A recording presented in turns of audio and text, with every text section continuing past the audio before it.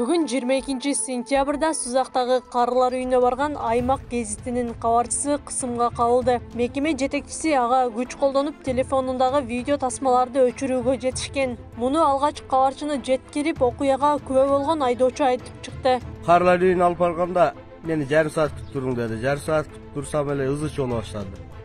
Ызы чолгон эле секен мени карадым да. Баратан тешинен карасам кызды нарака берака экөө булкот. Кыздын колунан телефонун, фотоаппаратын жулуп алышып, кызды жулмалашып, бая директори бар экен, мурдун балта кеспейт экен анчы.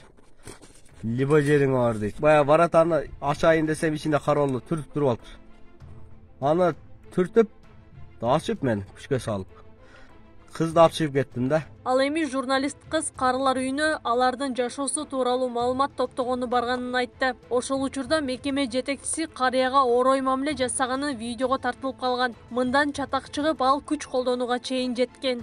Бир киши келип калып эле бир нерселерди айтып атты. Айнекти ачып койчу, анан жаап коюптур деп ошентип айтты. Анан эми жаш балага окшоп эме кыла бересиңерби, эми силерге эмне бурчка тургузуп коеюн, стол көтөргүзүп деп. Биринчи класстын окуучусундай кылып мамиле кылды ага. Анан мен анын жигим келип ана видеого тартып аламбы? Видеого тартып алсам, мен видеого тартканымды көрүп калды да, сен эмне үчүн мени сурабайсың, видеого тартасың, сен андай кылганга укугуң жок деп. Менин телефонумду дагы, фотоаппаратымды дагы тартып, фотоаппараттагы сүрөттөрдүн баардыгын формат кылып, эми кетейин десем, сен паспортуңду бер, мен тартып калам дейт. Паспортумду бербейин десем, колуман болбой жууп алып, тартып, сен мен ошол мени шантаждап атасыңбы, коркутуп атасыңбы, аны муну тилеп башымда. Бул боюнча карылар үйүнүн жетекчиси Аида Байжигитова окуяны өз версиясында айтып берди. Ошо мени незаконно тартканы үчүн мен өчүр дедим.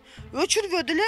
Өчүрүп кой сиңдим десем, өчүрбөдү эле. Мен муну подопечныйга сурандым. Өчүрүп кой дедим. Аны эч ким кабинетке камаган жок. Аны эч ким карактаган жок. Эч ким аны түрткөн жок. Эме кылган жок. Мына ушу сотрудниктен бардым менде турат. Бардыгы суранды. Өчүрүп кой неправильно тартканыңы. Деле анан мен ачуум келди. Анан эки чалды тарткан үчүн анда биз жөнүндө маалымат бербей эле кой, чалдарды тартпай эле кой, өчүрүп кой деп мен өчүрттүм ооба. Мен ошону ойлойм, өзүнүн күнөөсү бар үчүн, тиги кыз ошо болгон нерсени тарткан үчүн ал өзүнүн күнөөсүн сезип туруп, анан кийин өчүргөнгө туура келди да, өчүрт деп туруп, анан мажбурлап өчүрдү.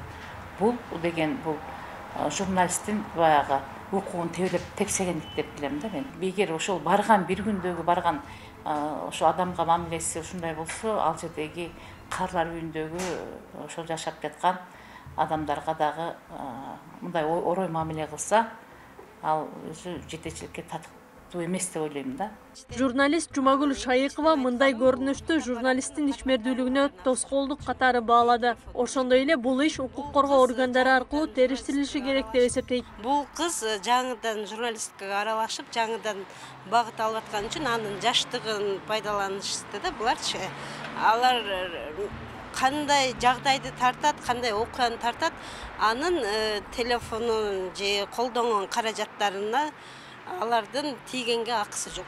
Бул боюнча керек болсо укук коргоо органдарына кайрылып, бул боюнча кайрылышы керек деп ойлойм да. Учурда карыялар үйүндө 85 карыя жашайт. Алардын арасында ден соолугунан мүмкүнчүлүгү чектелгендери да бар. Ал эми жетекчиси Аида Байжигитова буга чейин аталган мекемеде 10 жылда иштеп, быйылкы жылдын январь айынан тарта жетекчилик кызматты аркалап келет. Ага чейин карылар үйүн Байжигитованын апасы жетектеп келген. Акылай Карабаева, Замирбек Тойчубаев, Регион.